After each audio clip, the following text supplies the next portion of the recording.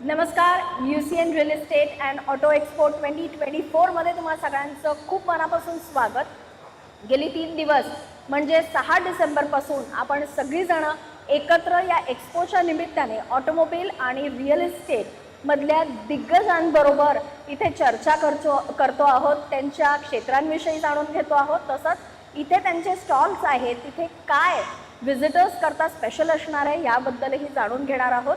आणि याच चर्चेकरता आज आपल्याबरोबर माझ्यासोबत इथे स्टुडिओमध्ये आहेत श्री सुमित विलास भालेकरजी, जे की डिरेक्टर आहेत वी प्रोटेक्ट ऑल इन्शुरन्स फर्मचे. सर नमस्कार. आणि खूप स्वागत आहे तुमचं. We protect all, it says all, की तुम्ही सगळ्यांना म्हणजे सगळ्या वस्तूंपासून सगळ्या माणसांपर्यंत सगळ्यांना प्रोटेक्ट करता. पण माझा प्रश्न असा आहे की इन्शुरन्स हे नाव घेतलं की सगळ्यात आधी आमच्या मनात किंवा डोक्यात एक विचार येतो, तो असतो की हेल्थ इन्शुरन्स नाहीतर व्हेकल इन्शुरन्स. ह्या व्यतिरिक्त आणखीन कुठले कुठले इन्शुरन्स असतात, सगळ्यात आधी हे मला जाणून घ्यायचं आहे तुमच्याकडनं. हेल्थ आणि व्हेकल आणि लाईफ ही कॉमन इन्शुरन्स आहे. पण या व्यतिरिक्त कसं असतं, सेक्टर्स मध्ये GPA असतं, group personal accident, group mediclaim, WC policy ज्याला आपण वर्कमॅन कंपन्सेशन पॉलिसी म्हणतो, त्यानंतर मरीन पॉलिसी असते. अशा भरपूर प्रकारच्या पॉलिसीज जे असतात त्या इन्शुरन्समध्ये कवर केल्या जातात. हे सगळं झालं, तुम्ही आता भरपूर प्रकार असतात सांगितलं. पण आता आपण चर्चा करतो आहे ती आहे रिअल इस्टेट अँड ऑटो एक्सपोमध्ये. तर ह्या दृष्टिकोनातनं मला तुम्हाला विचारायचं आहे की रिअल इस्टेट किंवा म्हणजे जेव्हा आपण घर बांधत असतो किंवा घर विकत घेणार असतो तर त्यांच्यासुद्धा प्रोटेक्शन करता काही असतं का? रिअल इस्टेटशी रिलेटेड इन्शुरन्सेस काय काय असतात आणि त्याविषयी थोडक्यात तुम्ही काय सांगाल? असतात ना. रिअल इस्टेटमध्ये कसं असतं, जसं आपण बिल्डिंग कन्स्ट्रक्शन करतो तर एक बिल्डिंग अंडर कन्स्ट्रक्शन म्हणून एक पॉलिसी असते, ज्यामध्ये आपण त्या बिल्डिंगला पण कवर करतो आणि बिल्डिंगमध्ये काम करणारे जे आपले वर्कर्स असतात आपण त्यांना पण कवर करत असतो. आणि एक्सपोमध्ये जसं आता तुमचा हा एक्सपो आहे, या एक्सपोला पण आपण लायबिलिटी याची कवर केलेली आहे, त्याचं फायर कवर केलेलं आहे. अशा प्रकारचे आपण इन्शुरन्स कवर करतो. आता तुम्ही म्हणालात की जेव्हा बिल्डिंग बनत असते, तयार होत असते, तेव्हा त्या बिल्डिंगचा आणि तिथे काम करणाऱ्या कामगारांचा इन्शुरन्स असतो. मग साहजिक आहे तो इन्शुरन्स बिल्डर घेत असेल, राईट. मग हे काही गव्हर्नमेंट नॉर्म्समध्ये आहे, कंपल्सरी आहे किंवा तो त्यांचा चॉईस असतो, कसं असतं हे? नाही, हे ॲक्च्युली कंपल्सरी असतं, पण भरपूर बिल्डर्स असे असतात जे नाही घेत आणि माझं त्यांना सजेशन आहे की त्यांनी ते घेतली पाहिजे. आपण जेव्हा घर बनवतो तर घर बनवल्यानंतर आपल्याला एक हाऊसची एक पॉलिसी असते, ती पण आपण घेतली पाहिजे, ज्यामध्ये थेफ्ट आणि भरपूर साऱ्या गोष्टी जसं फायर आणि सगळं कवर असतं. सर तुम्ही म्हणालात ते बरोबर आहे की सगळ्यांनी ही पॉलिसी घ्यायला हवी, पण ही पॉलिसी का घ्यावी? काय त्याचे बेनिफिट्स असतात म्हणजे बिल्डर्सच्या दृष्टीने पण आणि इतर सगळ्या रीतीने की इन्शुरन्स करण्याचे बेनिफिट्स काय आहेत रिअल इस्टेटच्या दृष्टिकोनातनं? बघा कसं असतं ना, जेव्हा आपण ही पॉलिसी घेतो त्यामध्ये आपल्या बिल्डिंगमध्ये काम करणारे जे वर्कर्स असतात त्यांना समजा तो आता काम करता करता जर तो बिल्डिंगवरनं पडला आणि त्याची डेथ झाली तर ती पूर्ण लायबिलिटी बिल्डरवर येत असते आणि ती लायबिलिटी त्याच्यावरती नाही यायला पाहिजे, म्हणून आपण ती बिल्डिंग अंडर कन्स्ट्रक्शन पॉलिसी देत असतो. बिल्डिंग पडली किंवा काही झालं आणि त्याच्यामुळे जर तिसऱ्या माणसाचं नुकसान झालं किंवा थर्ड पार्टीचे जर नुकसान झालं तर ती सगळं त्या पॉलिसीमध्ये कवर असतं. बरोबर. मग ह्या पॉलिसीचे काही प्रकार असतात की एकाच प्रकाराची ही पॉलिसी असते? भरपूर प्रकार असतात, पण एक आम्ही मेन पॉलिसी असते ती बिल्डिंग अंडर कन्स्ट्रक्शन असते, ती पॉलिसी आम्ही सजेस्ट करतो. म्हणजे हे एकंदरीत सगळी बिल्डिंग उभारून पूर्ण तयार होईपर्यंत ही पॉलिसी प्रोटेक्ट करत असते त्या डेव्हलपमेंटला. हा झाला सर एक भाग रिअल इस्टेटच्या दृष्टिकोनातनं. आणखीन एक आपलं सेक्टर आज आपल्याबरोबर आहे ते म्हणजे ऑटोमोबाईल. तर ऑटोमोबाईलच्या क्षेत्रामध्ये आपल्याला एक माहिती आहे की जेव्हा आपण गाडी घेतो तेव्हा इन्शुरन्स आपल्याला गाडीचा मिळतो आणि तो इन्शुरन्स करायचा असतो. Yes. पण त्याचे काय फायदे आहेत, त्याचे काय प्रकार आहेत? बघा कसं असतं ना, जेव्हा आपण कार घेत असतो तर ती कार रस्त्यावर चालते आणि रस्त्यावर भरपूर असे ॲक्सिडेंट आपल्याला बघायला मिळतात, जेणेकरून ज्यामुळे आपल्या गाडीमुळे जर समोरच्या व्यक्तीचं नुकसान झालं किंवा डेथ झाली तर समोरच्या व्यक्तीला त्यामध्ये थर्ड पार्टी लायबिलिटी आपण म्हणत असतो. तर थर्ड पार्टी जर आपण त्यात थर्ड पार्टी प्लस ओडी आपण जर घेतलं तर थर्ड पार्टीमध्ये 15 लाखापर्यंतचं कवर असतं आणि आपल्या गाडीनी जर समोरच्या व्यक्तीला ॲक्सिडेंट झाला तर ती लायबिलिटी आपल्या अंगावर येत नाही, ती इन्शुरन्स कंपनी पे करत असते. ओके. युजली ते 15 लाखापर्यंतचं क्लेम त्यामध्ये थर्ड पार्टीला मिळत असतं आणि म्हणजे आपल्या खिशातनं ते पैसे जात नाही, ते पैसे इन्शुरन्स कंपनी बेअर करते. ओके. आणि आता तुम्ही ॲक्सिडेंटचा उल्लेख केला म्हणून विचारते. नुकताच आपल्या इथे पण ॲक्सिडेंट झाला. काही शाळेचे विद्यार्थी जे आहेत ते सहलीला जात असताना हा खूप मोठा अशी दुर्दैवी ही घटना घडली. तर अशा केसेसमध्ये सुद्धा इन्शुरन्स असतं का? आणि त्याचे कसे म्हणजे फायदे जे इंजोर्ड असतील म्हणा किंवा काही अशा घटनेला सामोरे जातात त्यांना काय त्यातनं बेनिफिट मिळत असतं? ॲक्च्युली आपल्या नागपूरमध्ये ही दुर्दैवी घटना काही दिवसापूर्वी झाली. ती काही दिवसापूर्वी आपल्याला झाली. पण ॲक्च्युली त्यामध्ये कसं असतं की एक शाळा किंवा कॉलेजेसला गव्हर्नमेंटनी बाइंडिंग केलेली आहे की एक स्टुडंट सेफ्टी पॉलिसी तुम्हाला घ्यावी लागते. पण भरपूर शाळा जे आहे किंवा कॉलेजेस आहेत ती पॉलिसी घेत नाही. ॲक्च्युली स्टुडंट ची जी पॉलिसी असते त्यामध्ये त्यांचा PA आणि बाकी सगळ्या गोष्टी कवर असतात.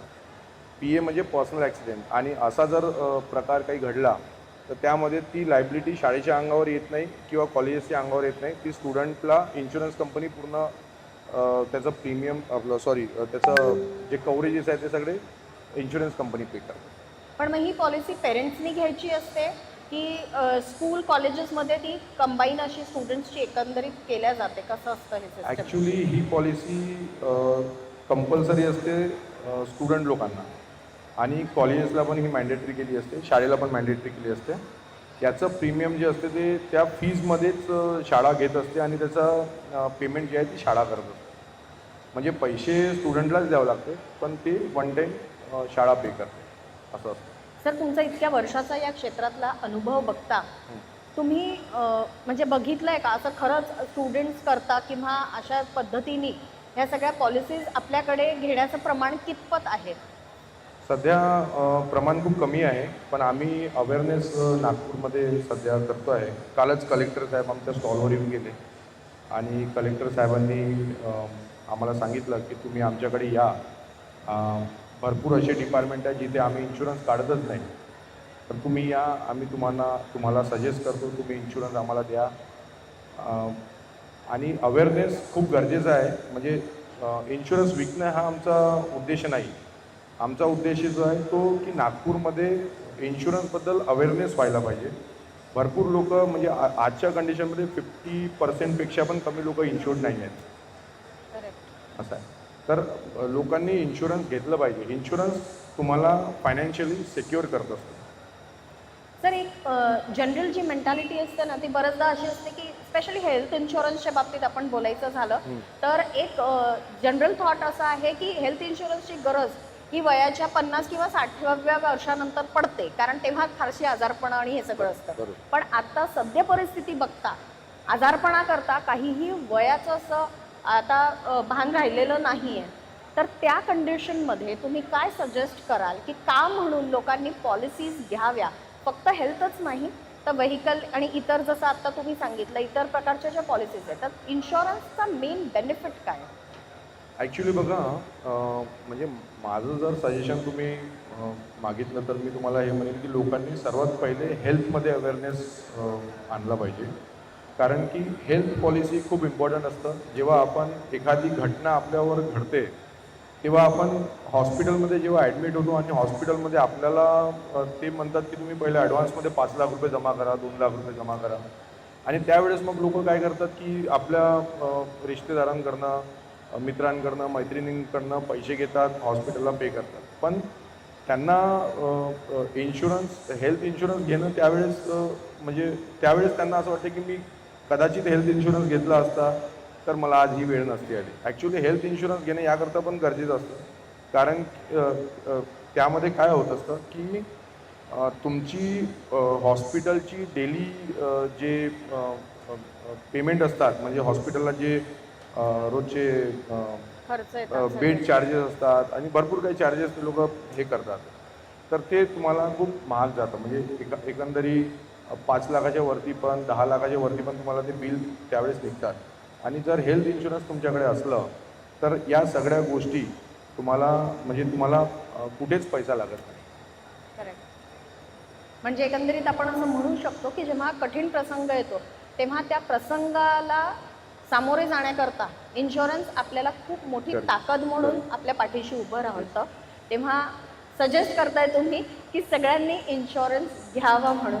सर, खूप छान वाटलं तुमच्याबरोबर चर्चा करून, आणि अशी मी आशा करते की यूट्यूबच्या माध्यमातून सगळे जे प्रेक्षक आपल्याबरोबर इथे जोडल्या गेलेले आहेत ते सुद्धा तुमचं म्हणणं ऐकून कुठेतरी अवेअरनेस जो तुम्ही करायचा प्रयत्न करतायत त्याच्यात या कार्यक्रमाच्या निमित्ताने थोडासा छोटासा का होईना पण एक सहभाग आमचा पण इथे राहील असं आम्ही आशा करतो.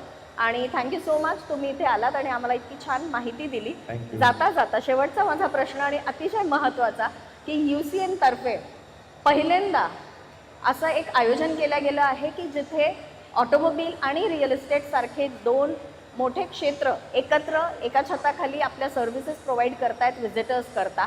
तर गेल्या 3 दिवसापासून आपण इथे एकत्र आहोत. कसा अनुभव राहिला आणि काय सांगाल तुम्ही या एक्सपोविषयी? ॲक्च्युली UCNने हा खूप चांगला उपक्रम आयोजित केलेला आहे. एका छताखाली ऑटोमोबाईल इंडस्ट्री आणि प्रॉपर्टी या दोन्ही बाबींना जोडून आपण हा एक्सपो इथे लॉन्च केला. आणि ॲक्च्युली नागपूरकरांना एका छताखाली हे सगळं मिळणं म्हणजे खूप आनंदाची बाब आहे आणि खूप चांगला एक्सपो तुम्ही हा अरेंज केलेला आहे. आणि मी स्वतः पर्सनली 3 दिवसापासून इथे एक्सपोमध्ये फिरतो आहे. भरपूर प्रकारचे स्टॉल आणि खूप चांगल्या प्रकारे आयोजन UCNने केलं आहे आणि आम्हाला पण UCNने इथे बोलवलं, सोबत काम करण्याची संधी दिली, त्याकरता मी आपलं सगळ्यांचं मनपूर्वक अभिनंदन करतो आणि आभार मानतो. Sir, thank you. आणि तुमचा सपोर्टसुद्धा आम्हाला तुम्ही दिलात म्हणून आम्ही एवढं छान काहीतरी आयोजन करण्याचं एक पाऊल पुढे घेऊ शकलो. त्यामुळे तुमचे पण मनापासून खूप धन्यवाद आम्हाला सोबत देण्याकरता आणि इतकी छान माहिती देण्याकरता. थँक्यू. यूट्यूबच्या निमित्ताने आमच्याबरोबर जोडलेल्या सगळ्या प्रेक्षकांना एक विनंती आहे की UCN रिअल इस्टेट आणि ऑटो एक्सपो 2024चा आजचा हा शेवटचा दिवस आहे. तेव्हा लवकरात लवकर इथे येऊन ऑटोमोबाईल आणि रिअल इस्टेट क्षेत्राशी निगडीत सगळी माहिती तुम्ही घेऊ शकता.